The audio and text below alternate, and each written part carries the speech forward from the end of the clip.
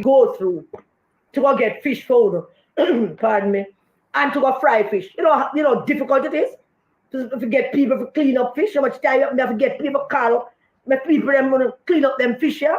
Many Jamaicans have to do that. Because some Jamaicans have some fish with they fry, when she them they're going back tomorrow. Two-way street, I want to know coming to bring some stuff.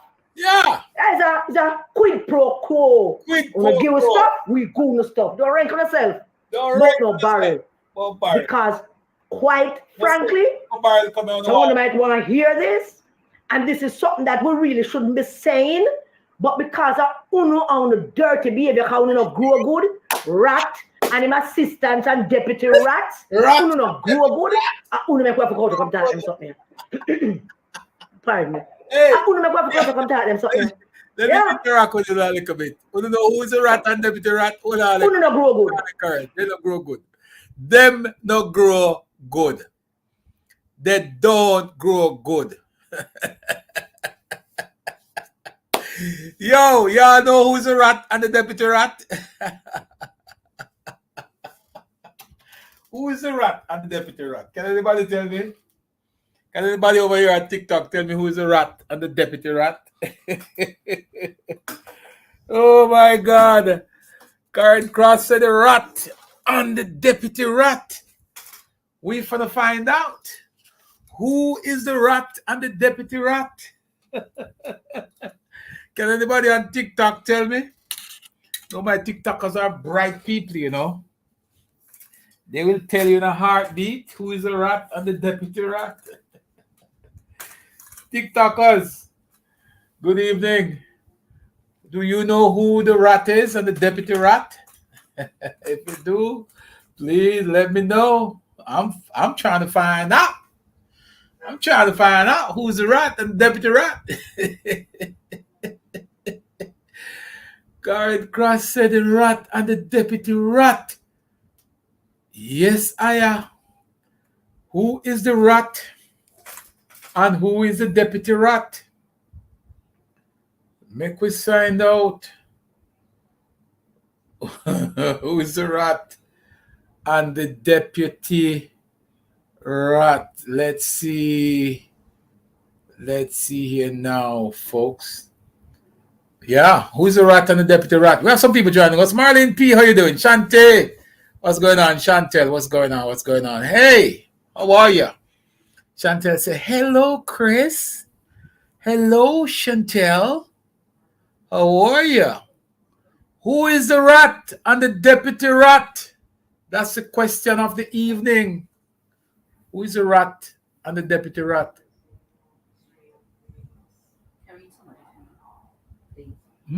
Somebody fit you right.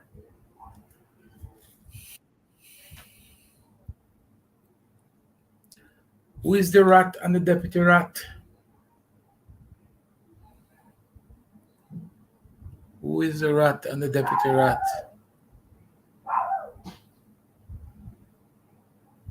Who is the rat and the deputy rat?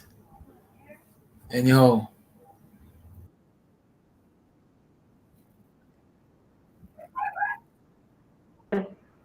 Yeah, we do. It's a fact of life. We don't live like rabbits. We don't crawl out a hole a morning time and go to tree job and crawl back in at night time tired and can't even go drink a beer somewhere. We don't do that down here. We don't do that down here. We don't have to worry about the landlord and can't tell the landlord not now go on. And can't do down here. No landlord can do a soul. Take off the lock off on the door and go out in excitement. We don't live that way there. So yeah, we live better than somehow no. We live better than somehow no. So don't cut it out because we are cussing right back. We live better than somehow no. Yeah, when some of them come and them pass through and they call me yard, they marvel at me yard. It's not rich, we're not rich, but we take time to fix up me yard. Me yard comfortable, can hang out under the gazebo. And if we not have no money or we not have no beer, we can't trust to beer.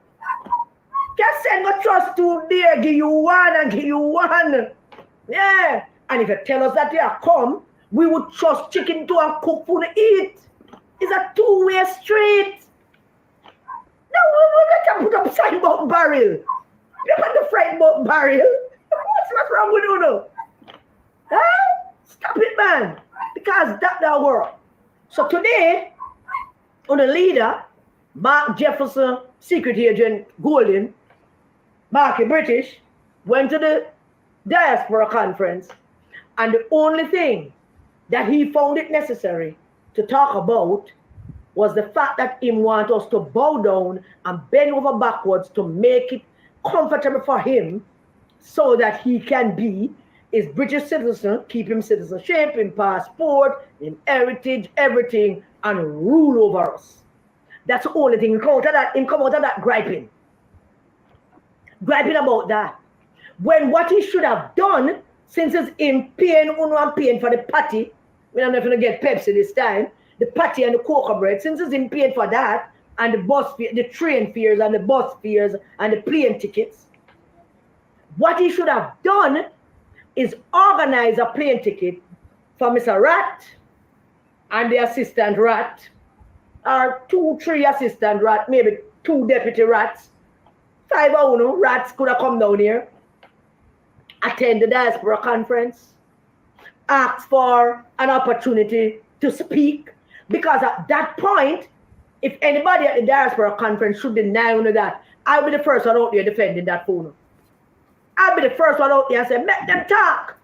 Well, you could have come, go to Mobile, see if we can find out those people that you and them go out the road and go out with anything you don't want, because we can go out with anything you don't want and say anything you don't want, because we're in Jamaica. They not come. That would have been a good thing. Go on, man. And if this diaspora conference passes you, and you don't get the opportunity to go represent that which you say you're representing, whatever it is, then you're not making no sense. The whole world went soon for what it is. Treacherous, devious, evil, anti-Jamaican people trying to give Mark Golden a way out to give Uno whatever it is in promise Uno. I don't know him promise them, you know. That's how the world went to soon know. Because right now down at DC, I don't know. I want to measure what I say about that. Right now, the questions I got, I wrote down some questions that came to me from, congressional staffers. Question: what is this all about, Karen? Why are they here? Is this an issue about Jamaica? Why don't they do it in Jamaica? Oh, gee, it's a betrayal. It's a betrayal of country. Oh, we don't support that. Can't remember the one. What's it saying? Those are the questions I'm getting. What is it about? What not do on DC? What does DC have to do with whatever issues you have in a Jamaica? And the diaspora conference is being held in Jamaica. I will never see fit to come down here to come say what the problem is. Because you don't have no problem. You don't have an agenda. And Mr. Vegas and him crew mash it up sat there. Because they think you was going to have a free run into DC. On the thought that we're going to show up in DC and have a free run and go out on the excitement we want to go out with in New York. DC is not New York. DC is not New York. Jamaican ambassador, I don't know, Kwashi ambassador, and she know many people, including some Trump quacks. And I don't get it. Nobody would get it. There's a conference going on down here. And if needs be, I would still like to suggest that the organizers of the conference, the ministers who is responsible for various things and down there, send a ticket for Mr. Rat. And Deputy Rat. 1 or 2 of his assistant rats, Deputy Rat. Send a ticket for them. Say them can come down, come catch the last 2 days or so, and say what them have to. Gentle people, you all tell me, man. Who do y'all think the Deputy Rat and the who y'all think the Deputy Rat and assistant rat and rats are? Do y'all know? Can somebody tell me who the Deputy Rats are? The Rat and Deputy Rat. Correct, Cross. You have to go down for that one, correct. What you say, correct? Rat and the Deputy Rat. No, all jokes aside, good evening, everybody. Good evening. I found this to be very informative, and On point. What Karen Cross is saying. It's very much on point. She's speaking to some of the issues that we would have already talked about here, highlighting the hypocrisy in these so-called diaspora people who is of the view that based on the fact that they would have sent contribution to their family members in Jamaica, it gives them the right and the privilege to dictate how Jamaica is governed and who governs Jamaica. So Karen Cross has laid it out. And follow Karen Cross, guys. Go over there and follow Karen Cross. There are some issues that really cross political boundaries. And this particular issue has nothing to do with whether or not Karen Cross is a PNP or no P. What this really speaks to is the hypocrisy in the argument put forward by Captain Rupert Francis and Wilford Rattigan. It bore a lot of hole into the argument that they have been putting out on social media, pretending as if they are neutral and pretending as if they are about what is good for Jamaica. Now, Karen said something just now that was very profound. She said there's a diaspora conference where the Prime Minister and all the officials within Foreign Affairs Ministry, Ministry of National Security, the Ministry of Water and Housing, all the areas in that letter that was written, penned by Rupert Francis, all the issues in that letter could have been addressed at the conference if Rattigan and Francis and the little minions around them, if they were really interested in addressing real issues. No, we knew this long ago. We knew this long ago that their objective was never ever to speak to what had anything to do with Jamaica. It was always about their political interests. Karen Cross took it a step further because she spoke about the involvement of the opposition party in Jamaica and their contribution in mobilizing these people. She spoke about the attendees and the fact that it could have been proven that these were not real, authentic Jamaicans. My personal view on the matter is that I believe that those persons are using the opportunity to raise funds. They're using it as a fundraiser. And I cannot speak to how they are managing these funds, but they are raking in some money. Whether that's coming from Marky G, as was suggested by Karen, or it is coming from simple-minded diaspora members who don't have anything better to do with their money than to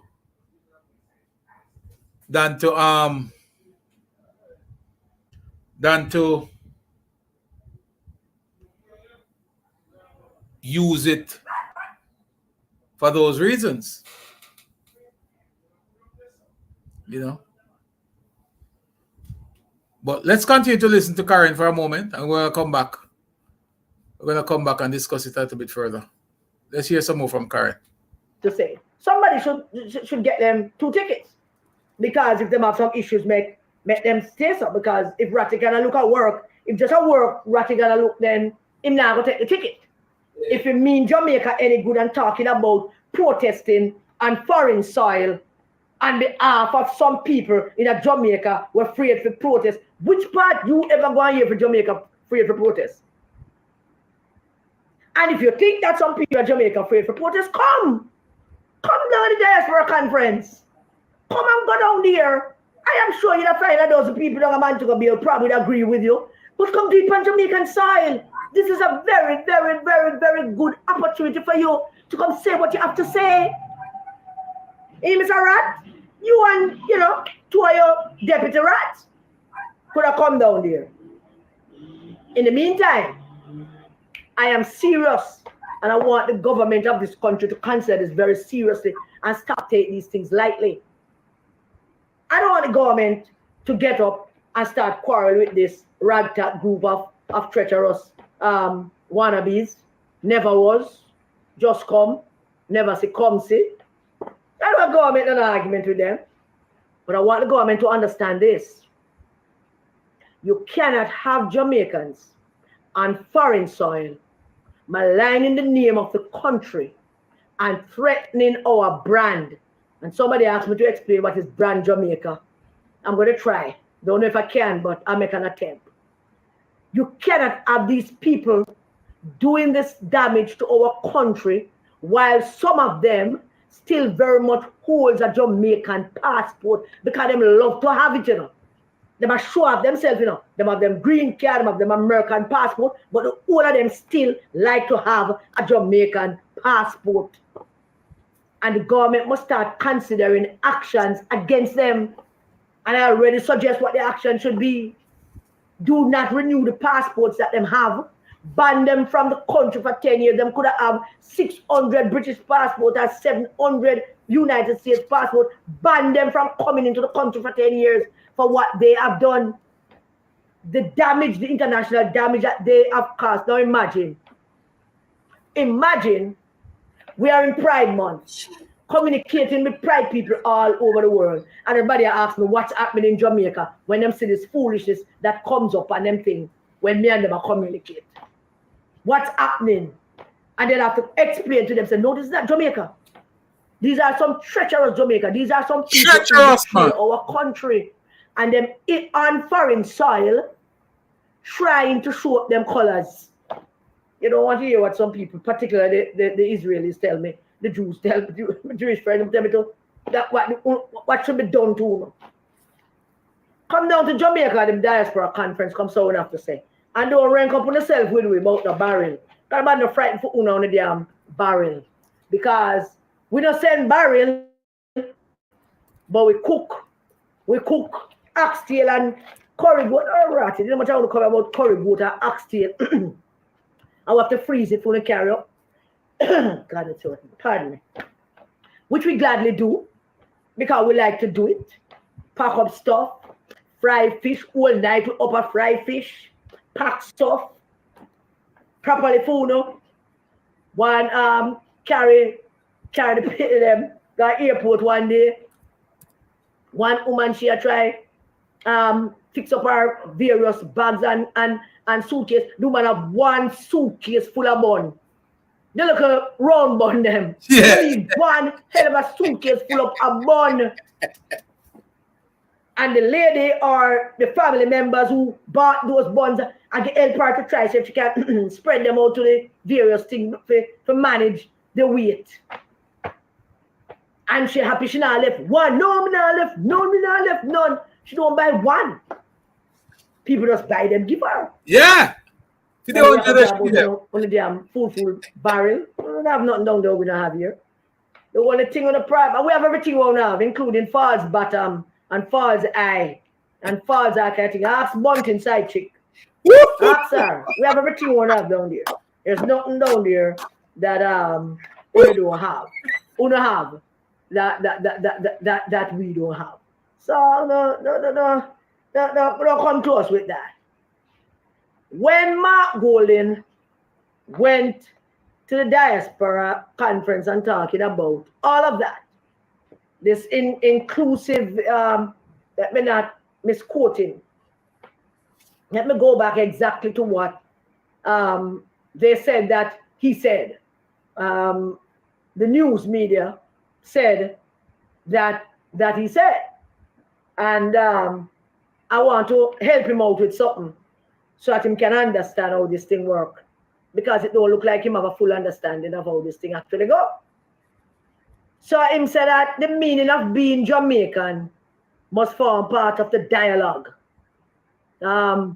conversation on constitutional reform continues, to recommend that people who have basically dual citizenship must be able to serve in our parliament. Now, a lot of people saying that people who have dual citizenship should not serve in the parliament. I am kind of changing my position a little bit.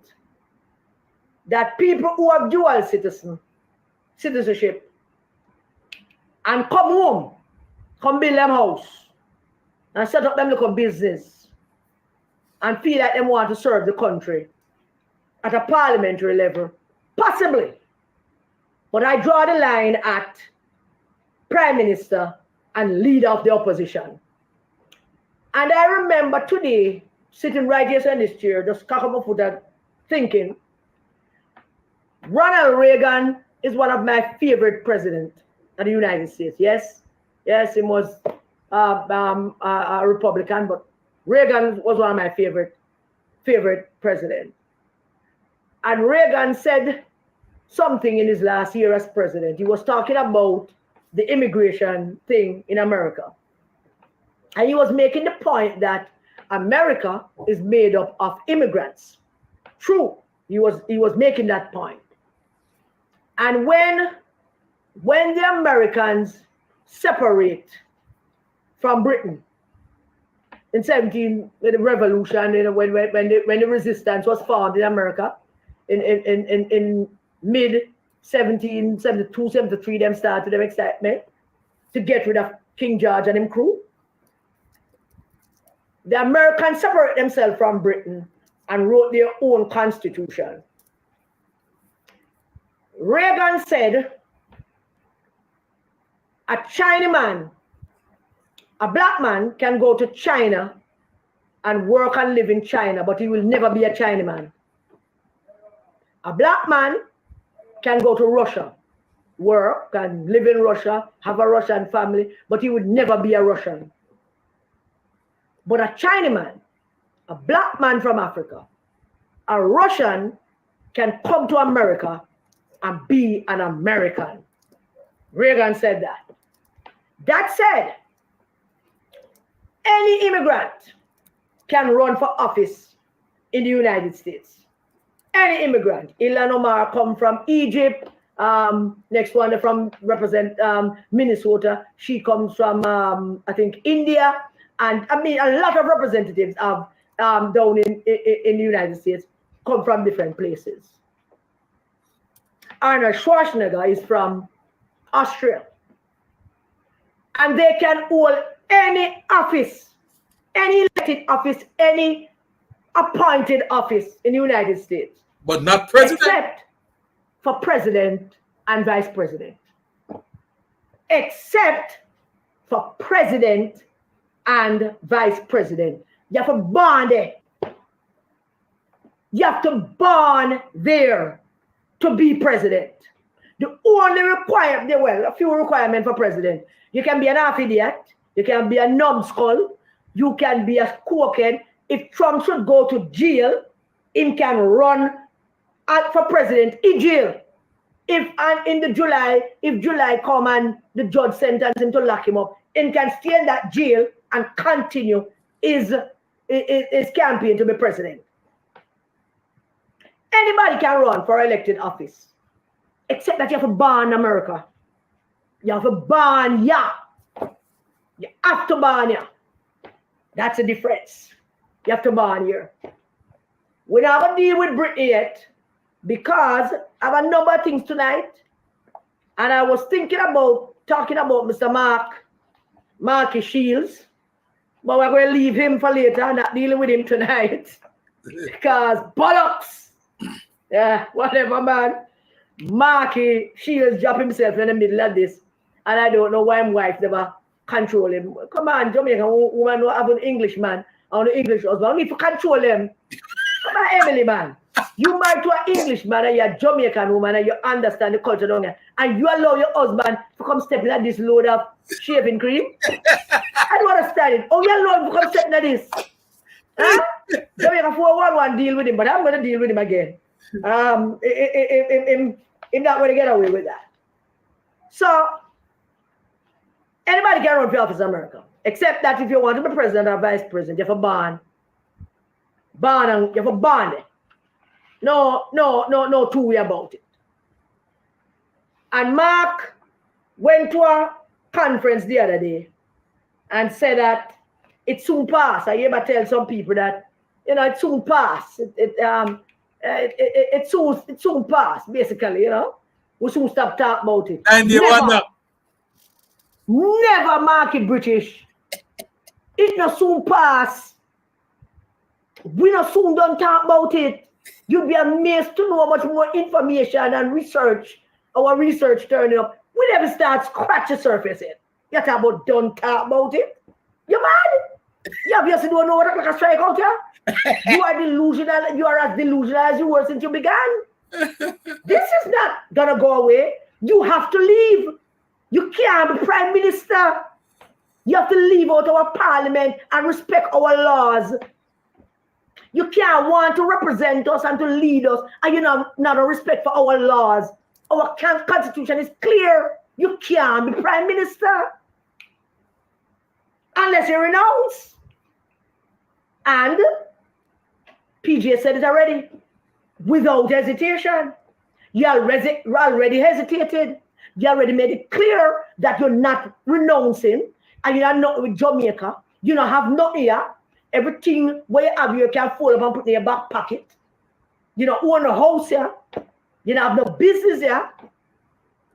And you want us to give you leadership over us? That's not what happened. But I just want to tell you, Mark, it's not going away as quickly as you want it to. No way. Number one. It's not a 90-year wonder. You want to run a country, but you have no stake in the development and the prosperity of the country, but you want to lead us. And then you're going to talk about it going to go away. Not going to go away. You can't lead us because you have no stake here. You have no stake in the fire. There's nothing here for you. No status. And we know why. We'll talk about it extensively. As to why the British is coming. British is coming. There. The British is coming. Echoing. The British is coming. The British are coming. The British are coming. The British are coming. The British are coming. You never hear the story? You never hear the story? One of my favorite books. It kind of tear up now because I spent so much time in it. I have to go fix it up. The Spirit of 1787. The Spirit of 1787. Written by a guy named Lomas. It's all about the American Revolution. And there are many stories, many stories or many versions of the story of how Paul Revere rode out all of New England one night. I think it was April 18th of April, 1775. Paul Revere rode out the whole of New England, riding all of the way left from Boston Harbor to warn the country that the British are coming. And one of my favorite, as I said, many different versions of the story. My favorite version is this one. As Lomas told it. Lomas said that on that night, April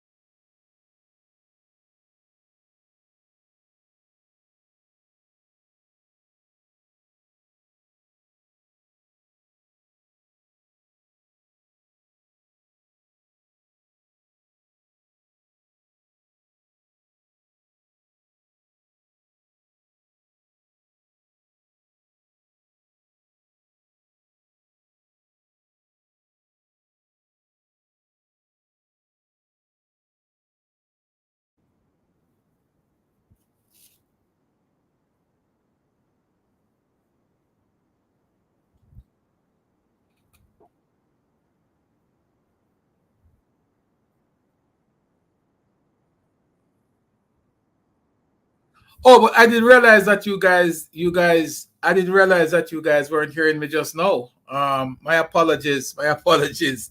Sometimes technology gets the better of us. Hush, sorry, Michelle. Michelle, how you do? Electra, how you do? Marlene, what's going on? Yeah, man. I was saying to you that Karen is perhaps the funniest storyteller I know. And I'm saying to you that,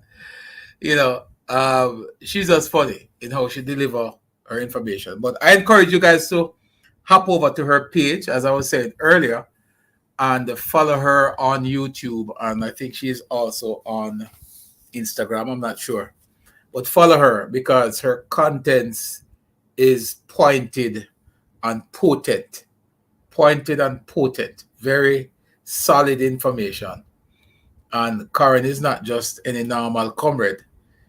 Karen is a seasoned and senior comrade. So when they push her to the side, they know why.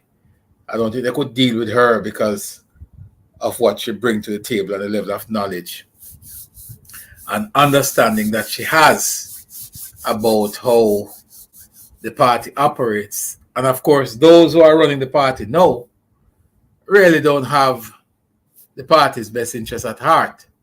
So of course, Karen is there to expose them. And because of that, they are mad at her.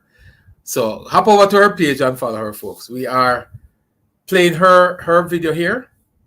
And we want y'all to support her platform. For the folks over on TikTok, please, if y'all share this program at least to 15 persons, then that will push our score up. Tap the screen, everybody, and share the live while we continue to listen to Karen Cross as she deliver a knockout blow.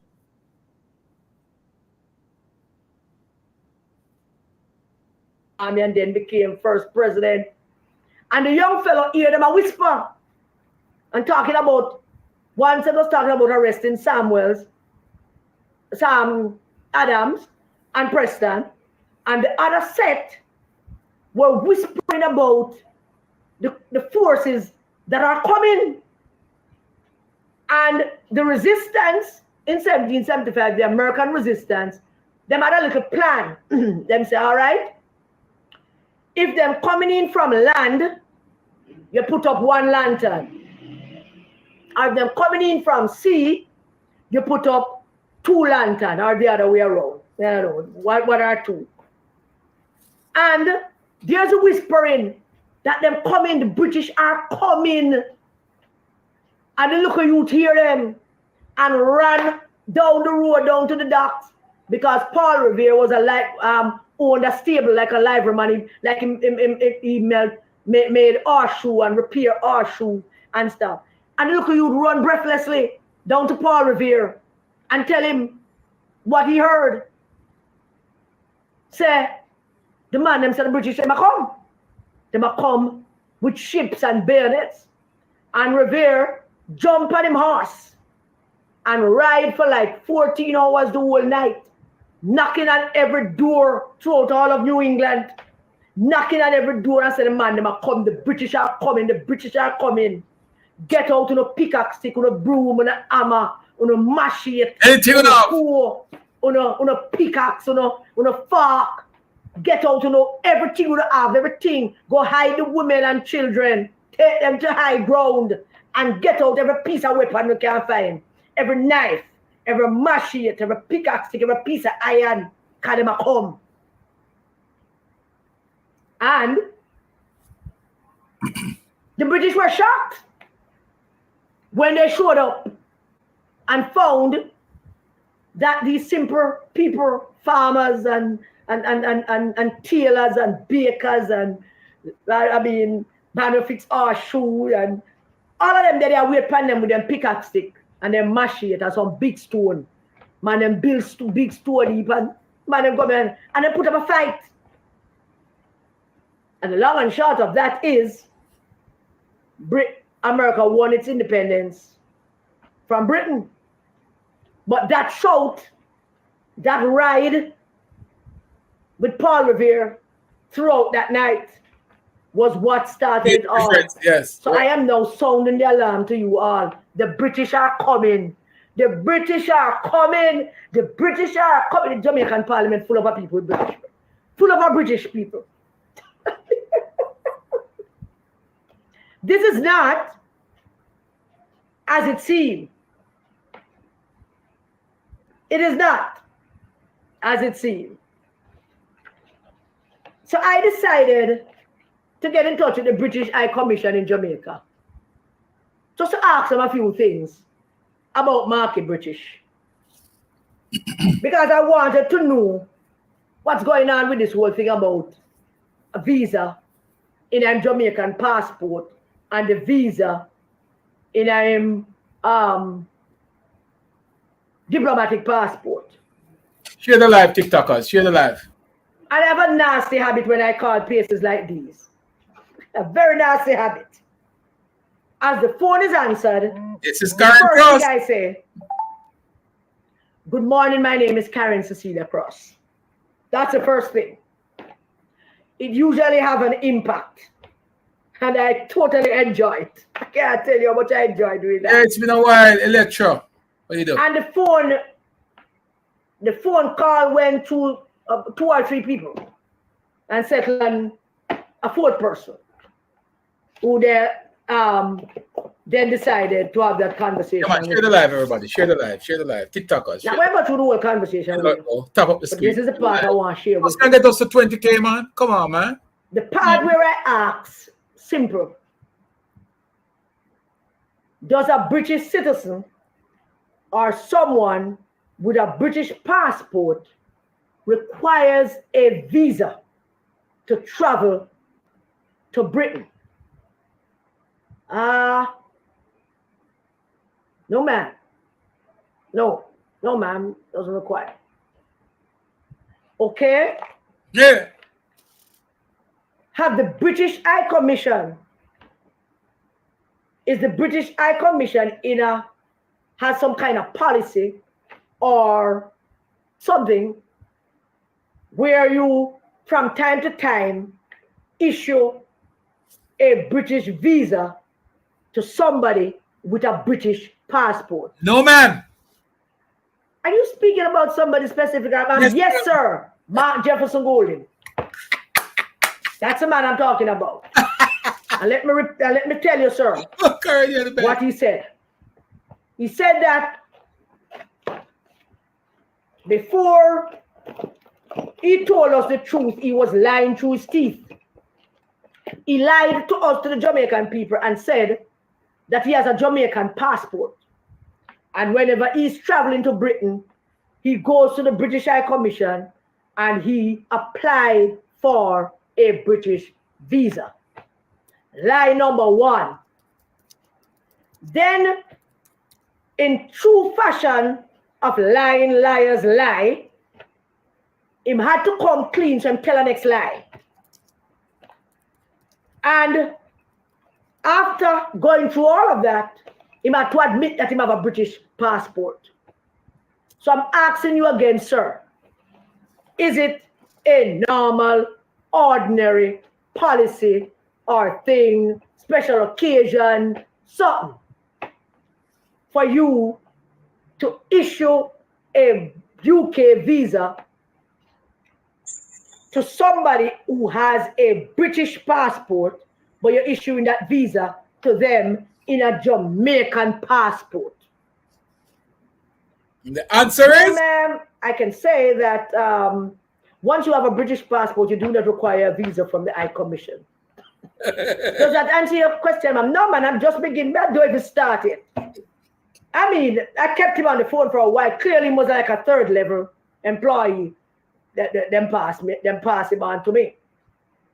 And I can't get him to admit to me that the British High Commission issued a visa to Mark Golding in his Jamaican passport.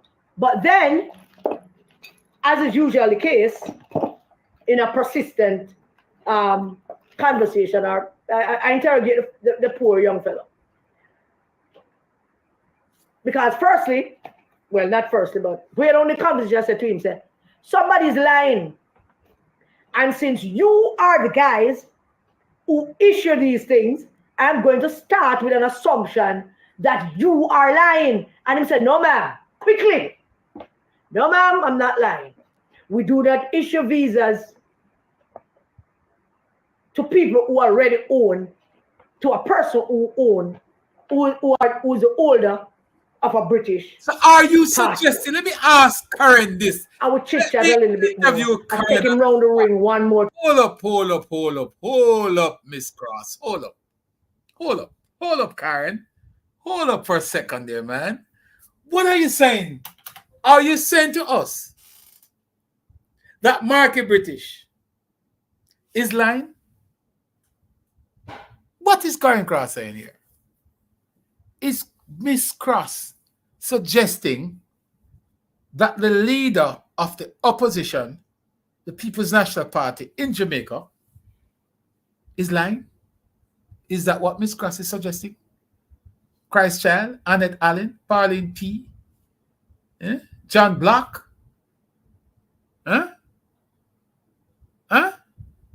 Denzel Myers, Oral Wallace, Campbell. What's going on, Oral? You tell me. Is Miss Cross suggesting that Marky British is lying? Over here on TikTok, what say you? Goffman, come on, man. Come on, Mr. Garfman. Garfman, you might be able to help us. Garfman, is Marky G lying? Is that what Karen is suggesting? That Marky British is lying? Garfman, are you able to clarify for us? Anyhow, Karen Cross, you carry on, yeah? Mark Jefferson Golden says that whenever he's traveling to the UK, he comes into you guys with his Jamaican passport and he applies for a UK visa. Like a Jamaican. Is that a normal thing? Did you give him a visa? In a Jamaican passport? And the young fellow replied, if you have a British passport, you do not require a UK visa in your Jamaican passport. So there. So now, Mark Golden needs to show that passport when I applied for the visa in. You think it's going to show us, Karen? But then, I called the Home Office in London. And boy, they're a good thing about Britain. I like a lot of things about Britain. And one of the things I like about Britain is that a lot of how do you find a way? A lot of black people and mixed race people who holds high position in government in Britain. A lot of them not in the parliament, but quite a few of them who hold high positions in government. So this person I'm speaking to at the Home Office in London is a British Muslim from Pakistan. And he's saying to me, after I tell him all that I need from him, and he said, I am guessing that there's a particular reason that you want all of this information for, but you're not sharing it with me. I said, I'd be glad to share it with you. Would you like to hear? I thought you wouldn't want me to give you any specific. I said, no, please, tell me. So I gave him all the specifics. Mark Jefferson Golden, Macromasa, Massa Mark, Marky B, Marky G, Marky British, same one person. And I gave him the background of what I wanted and why I wanted it. And he said, all right, okay. And then he guided me as to how to go get that information. But there's one more place to call. And because some of these information, we will be able to give you X. but this place and that place, which has no relation to us, but would have X, would have Y and Z. So there we have it. We're digging deeper, and I thought I needed to share that with you because Mark Bolin believed that this is a 9-day wonder and it's not going to last long. And here he is saying all of those things. When Kate and William came to Jamaica to celebrate Her late Majesty Queen Elizabeth II's 70th Jubilee, 70 years on the throne, I never thought about it before, but the conversation today helped me some of the conversations, not today, yesterday, helped me understand some of the things. Get us to 50. I told you before that when Charles was Prince of Wales, Prince Charles, he has this thing called the Prince's Trust. Just give us a follow. And he supports a lot of charity throughout the whole Caribbean and Africa. And Charles have come to Jamaica several times and visit the Prince's Trust, have a project down in my constituency. He does, and he support them. When I was doing a course at UWI about 5 years ago, that was one of our field trip to go find them and go all the way down there.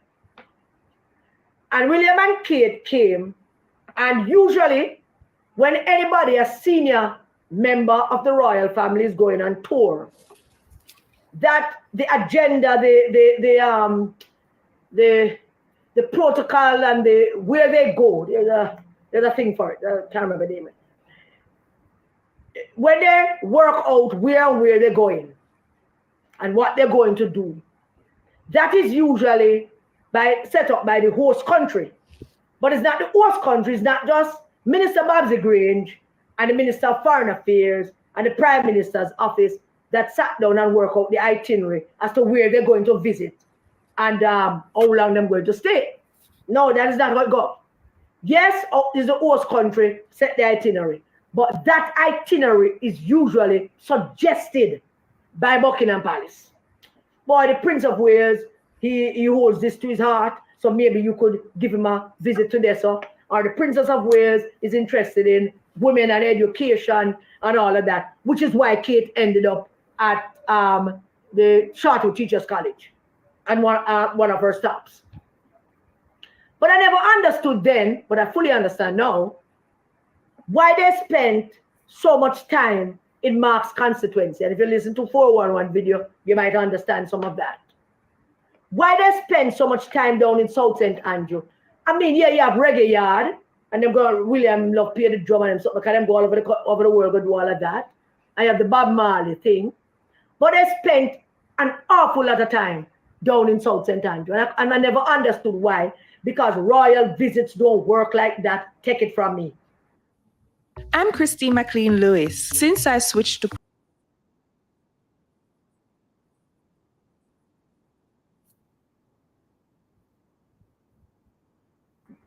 Michelle was reminding me today that when the Queen toured the Caribbean in 1953, when she came down here, the same time when my daddy came, she did the entire Caribbean in 2 weeks. She all over the Caribbean, because they don't spend a lot of time in one place. And it was a little strange for me that William and Kate would spend so much time in South St. Andrew. And Mark was the loudest voice out there. The loudest voice before William and Kate came and the announcement was made. We will leave the British monarchy and the monarchy must pay us reparations, and it was going on with all kind of things. And then bam, him flip. When Andrew Olney said there are very few things that him not, well, Andrew Olney said not going away. Well, he never not going on. But he hosted William at Jamaica House. He had to, he's the head of state. And William is representing the head of state of Britain. But Mark said wasn't going nowhere. And then bam, Mark was all over the place. Everywhere William and Kate there, Mark was there.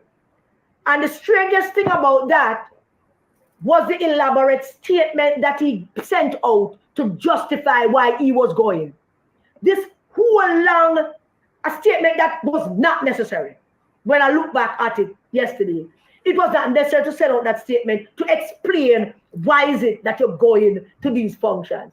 And yet, you never go to the flag raising ceremony of Jamaica because it requires you to salute the Jamaican flag. I couldn't stomach doing that. Couldn't stomach.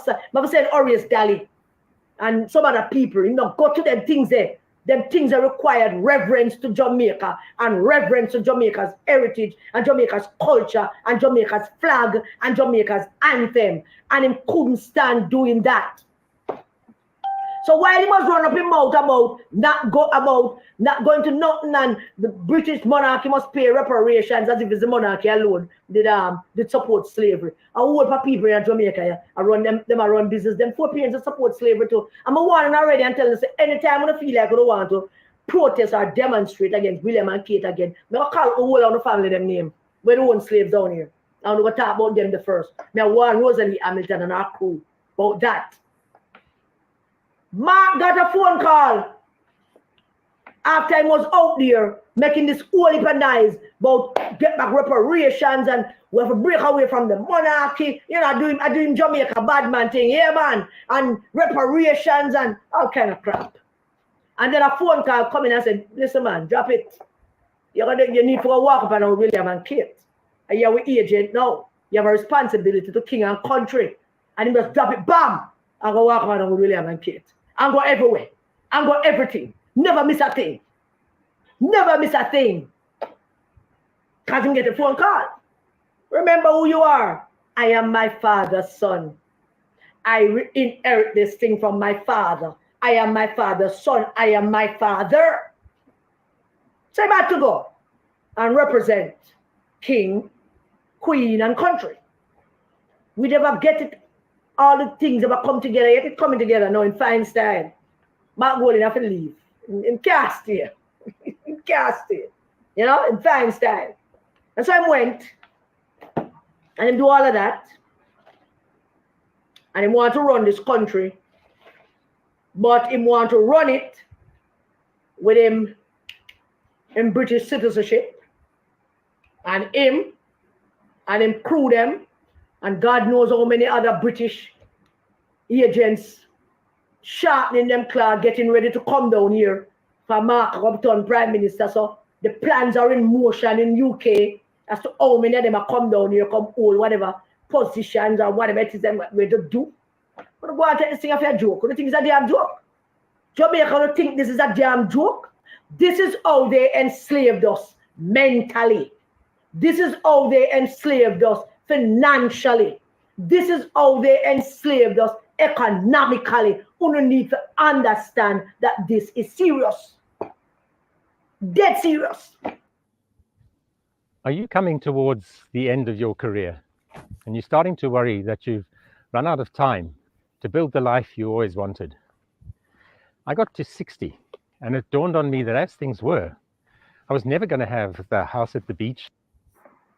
And don't make Mark Golding tell them about it'll pass. Now pass. Him can only tell the cult inside the PNP that is not gonna pass. Can't tell good thinking Jamaicans that is not gonna pass. So now, let's move on to Mark Sensuin Hero Clark. I see a Hero Clark in him. Mark said I'm going to sue Hero Clark and him file papers and him do all the thing where him say, justice must be done. I want this damn fool there, Jesus. Can somebody slap that man silly? Justice must be done. As I sue Hero. For Hero asking questions about Sandra's age and his age. And at one age was Sandra pregnant. And we know that Sandra gave birth in Miami, maybe, or England, maybe, or Jamaica. We don't know, but since them get married today and she have the baby tomorrow, I don't know. We don't know. She said the baby born here, but we still don't know yet. But we're getting to the bottom of it. I want to trust me when I tell us that we're getting to the bottom of it. We will not rest until we reach the bottom of it. So Eroy Clark, I got to Eroy. That's all I can say. Because I don't know if Mark, I don't know, I'm looking for something to do. So clearly, that is all he can come up with. And he's attempting to sue Eroy Clark. It's not only a fool's errand. It is.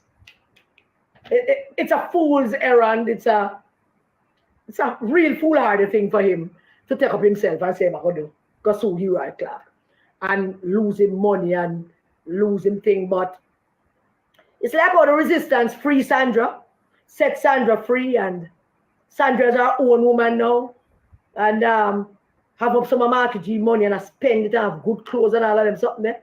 And we love up Sandra because we free her. If he proceed with this thing to sue Eroy Clark, it has the potential to create an enormous amount of embarrassment. We don't respond to him. Every day and get up, him is an embarrassment. But it has the potential to create an enormous amount of embarrassment to Sandra and to him children, particularly him two daughters, them who not like black people really, but them can't take the excitement. You fling a stone off and everybody start ball. Stone will catch them in it, just breeze past and them start ball. But this is a foolhardy event for Mark Golding to try to sue Eroy Clark for what could be an embarrassment to Sandra. We don't want embarrassment to Sandra. Resistance don't want embarrassment to Sandra. Resistance, Sandra, we girl. We free up Sandra. Mark have up Sandra, lock her up at the house up there for much years. No buy no clothes to the woman, no send woman get no education. The body don't know the woman until him turn politician. And him need for bust her out because she black. And them are going to say white. And them are British, so them need for bust her out. So therefore, we take pride in the fact that we free Sandra.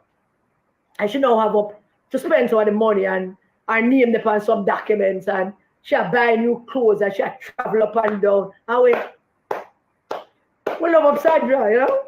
Free up the little black woman where have lock up the house like a Bakra master for how much decades. Have the woman under bandage, lack of education, lack of opportunities, lack of social involvement. Where you see my alone and them dirty tear up bush jacket shirt them and the old ill-fitted pants them. And now, he turned politician, he turned senator, and he bust out Sandra one night.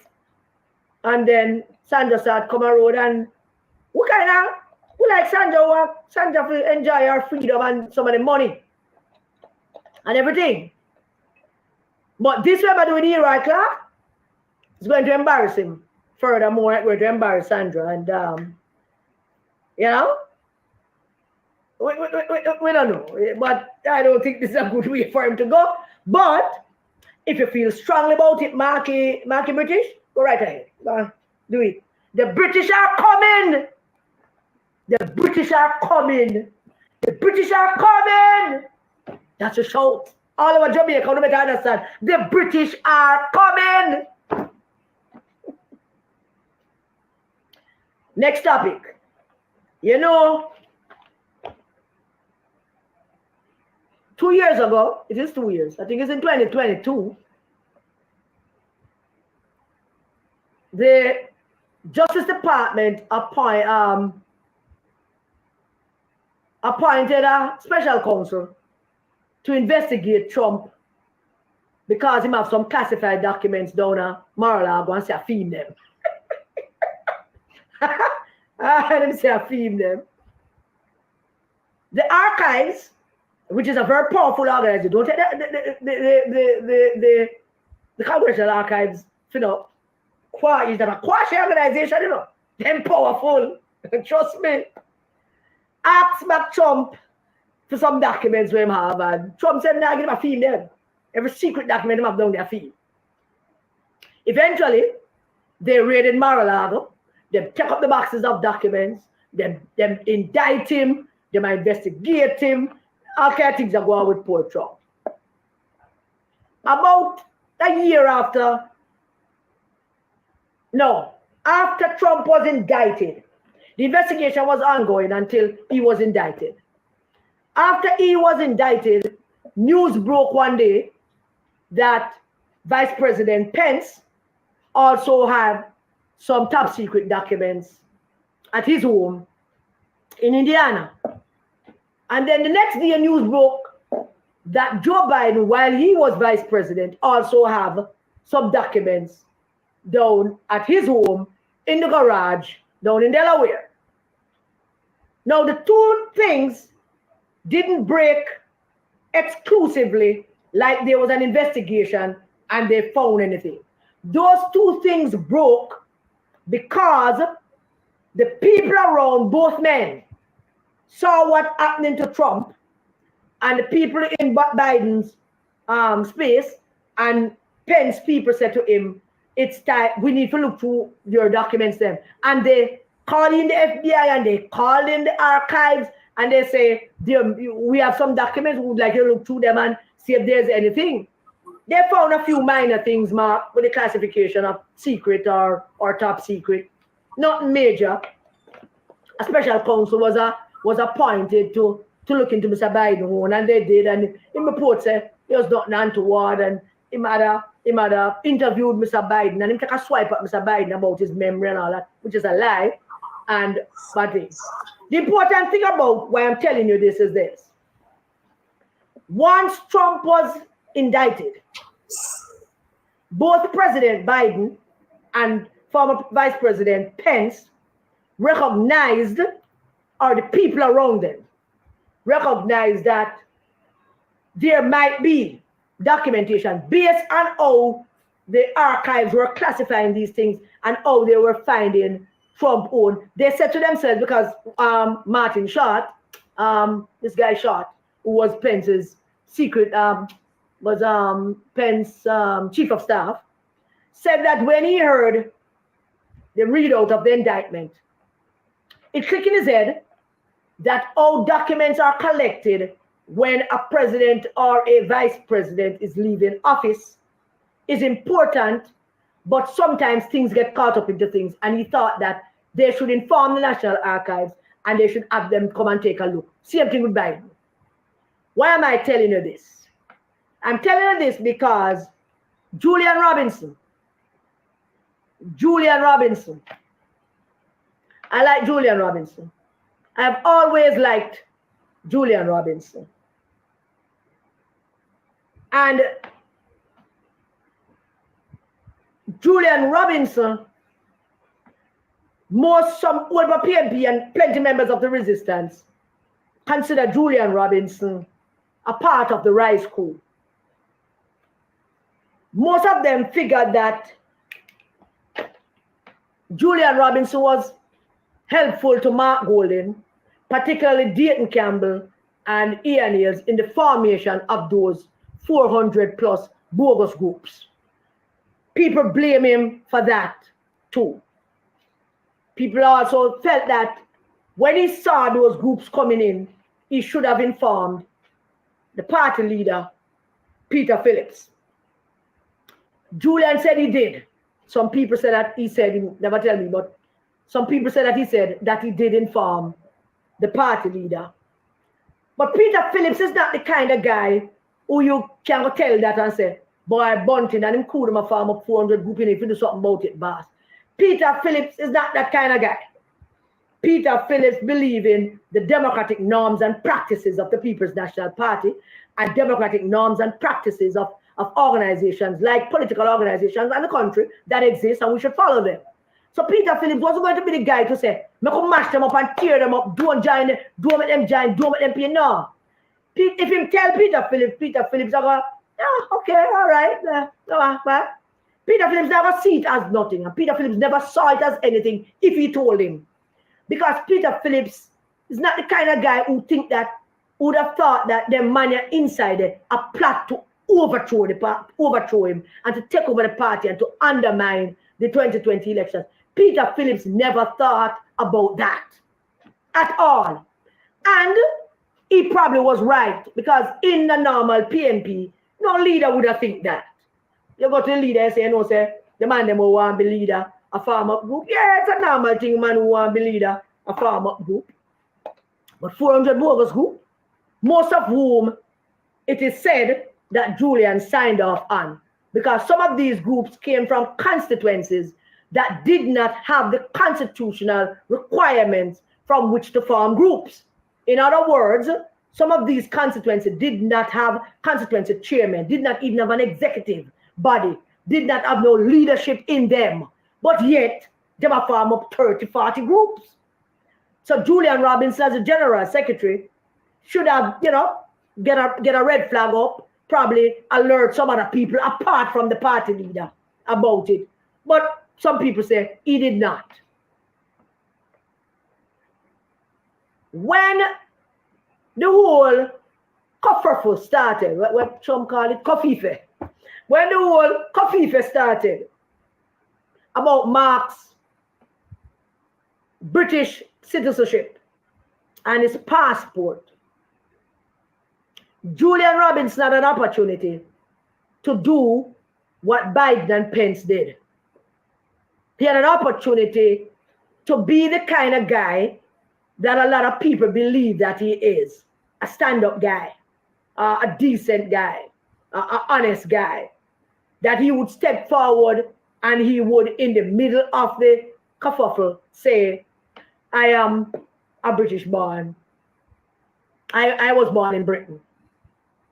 He could have done that. Stop it right in its track. But he allowed it to run. Maybe politicians are politicians, you never can tell what could be the reason behind their thought process or the actions they take or that which they have not taken or did not take. It could be that Mark getting a beat about it and let them go and beat up Mark and him no one and they're going to beat him up and they're going to go. It could be a coward thing as well as it could be a thing that I'm going to beat up Mark. What is with Mark? That's nothing to do with me. Me born in Britain. Come here when I was a baby. I am guessing Julian's father worked as a judge in The Hague. I think he represented Jamaica. I am surmising that his father is Jamaican. I am surmising that his mother is maybe Jamaican. I don't know, because all that was said is that he's born in Britain. So I'm still don't come full sum yet. Because there are questions that the media, the people who asked him these questions didn't go further to ask him. Him being born in Britain is not important. It is, but it is not. Him being born there. It is important, but it is not important. The question is, and should be, and should have been then is, you were born in Britain, but are you a British citizen? Because being born in Britain don't necessarily mean you are a citizen. My niece born in Britain, she's not a citizen down there. And she don't have a British passport. So the other question should have been to Julian, are you a citizen? And the next question should be, do you possess a British passport? Those questions have not been asked or answered yet. Because he could have been born in Britain and yet be a Jamaican citizen and have no loyalties to Britain. I cannot imagine for the life of me why, and I am not saying that I would know what to do, you see, because I'm a simple woman with a simple mind. I just think that if the whole thing a tumble down and one man get kicked, me I come out and say, boy, me have one tree, you know. I mean, I'm a simple-minded person. And Julian have ambitions to be leader of the People's National Party. He has prime ministerial ambitions. It's an ambition that a group of people have been nurturing for a while. But if he does have that ambition, and as he said, he's a Jamaican citizen, we still want to know, are you, Julian Robinson, a British citizen? I need to clear that up. Are you a British citizen? You've been born there is unimportant. Important but unimportant. Are you a British citizen? Do you possess a British passport? have you traveled on and renewed that passport several times over? Those are the questions that Julian needs to answer. And he don't answer those questions yet. And once again, for the people who believe that people hate Mark, Mark crime is not being a British-born citizen. Mark's crime is consistently lying about it, consistently not being candid about the true story and the true picture, who could not have, without hesitation, come forward and say what is what. Julian would have also been around when Portia made that same statement. So she had no problem with people having dual citizenship.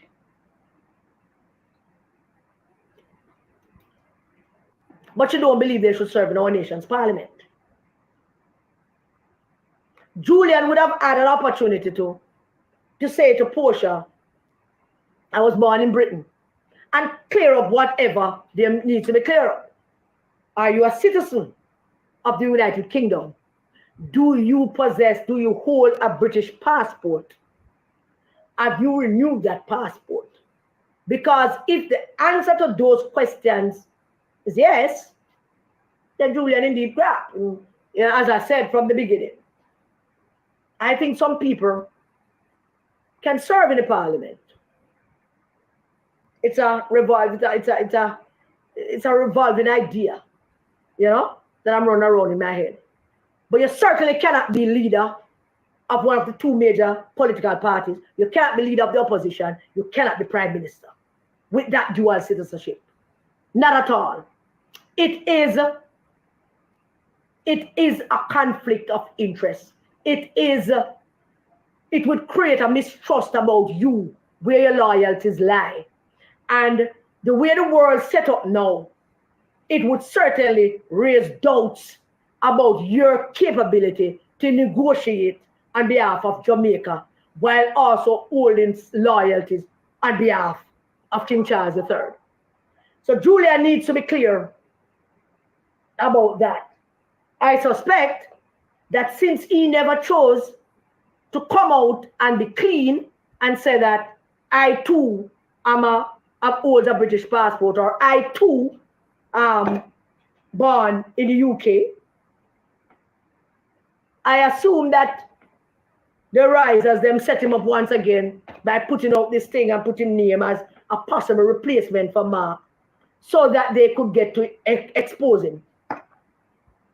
And he missed the opportunity to be clean about it. And that there is a great mistake that he made. And he need to come cleaner now and don't wait for this to boil up into something else. Just answer those questions. Are you a British citizen? Do you have a British passport? And if the answer to those questions is yes, then you have to take the next step. But the whole other need to stop lying to Jamaican people and take Jamaican people for idiot. You can't take me for idiot and lie to me.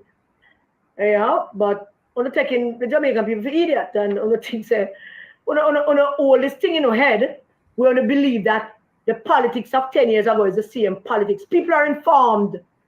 People are informed. People have more information at them fingertips than you can imagine. It's not like 20 or 30 years ago. It's the same thing I was saying to a guidance counselor who called me this morning about an issue at school.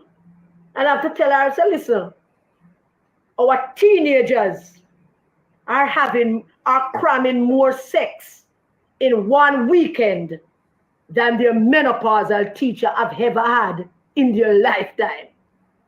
So if you ever talk about sex education at school, you have to be real about it. Because them teenagers where you stand up and look down pan, them cram more sex in one weekend than you have ever in your life. And those are the first realities you have to face. And so, you can't take Jamaican people for fool and think that people don't have information at their disposal.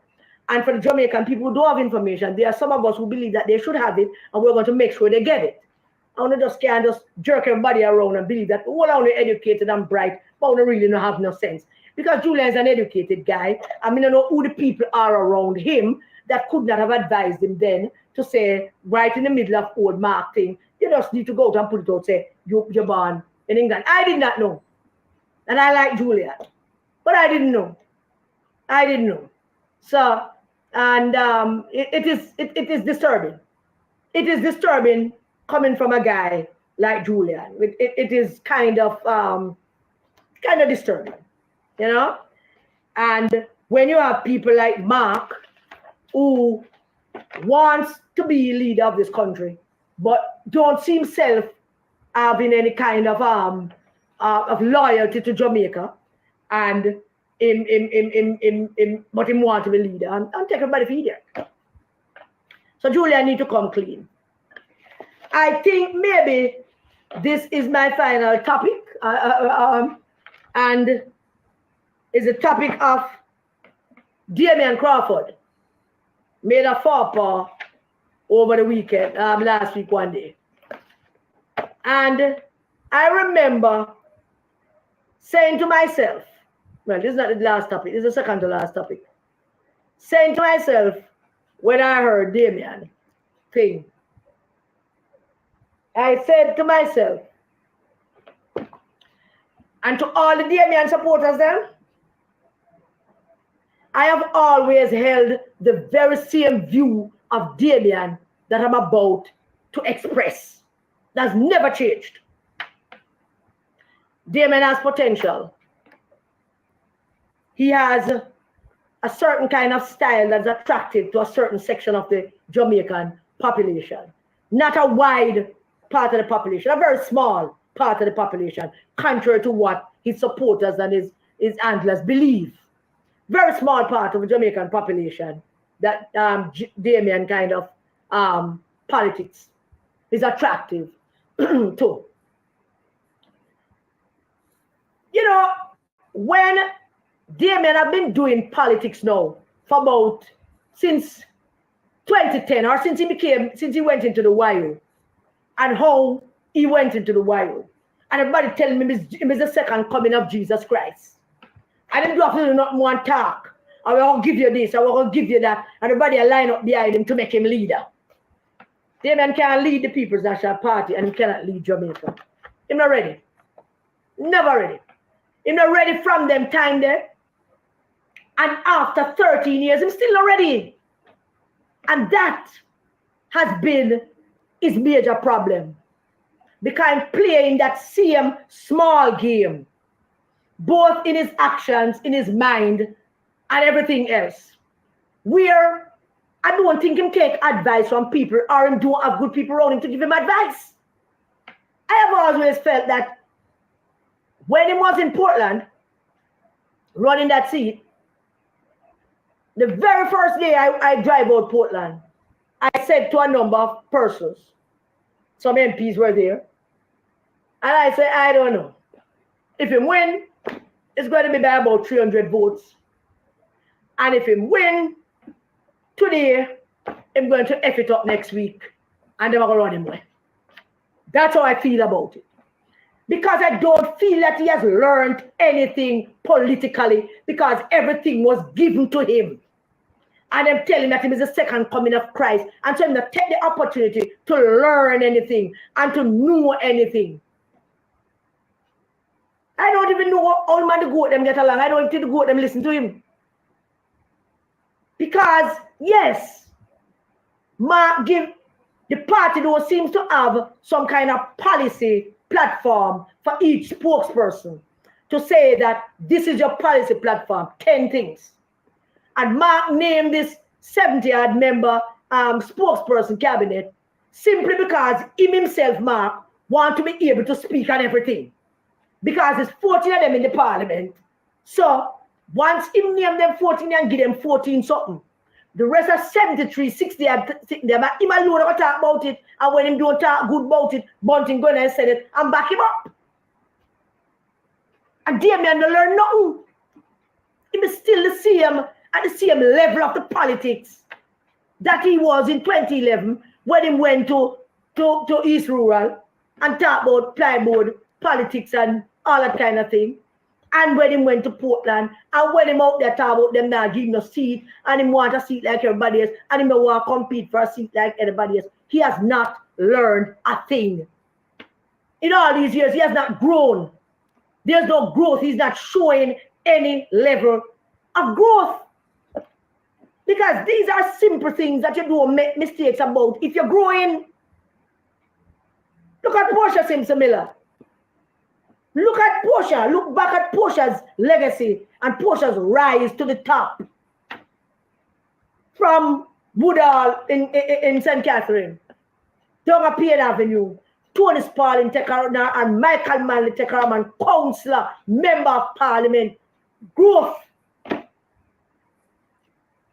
And when I told him, and when I said it a number of times, that the only way out for him at the time when I said it was to get a council seat, a safe council seat, and go run it, win it, and go learn how to be a politician into a council.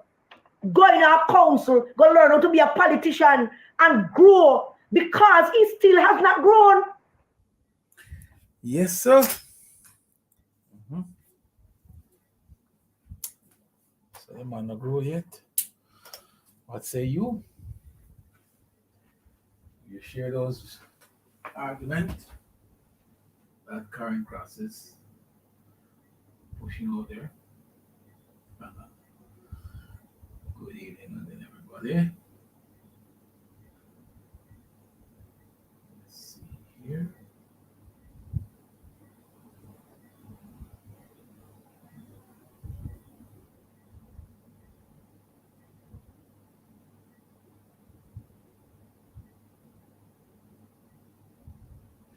Yeah, Karen, it's spot on.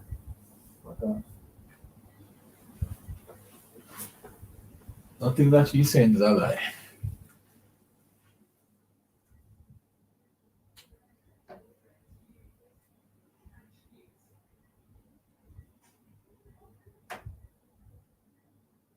I'm not gonna take a fight. We just switch it.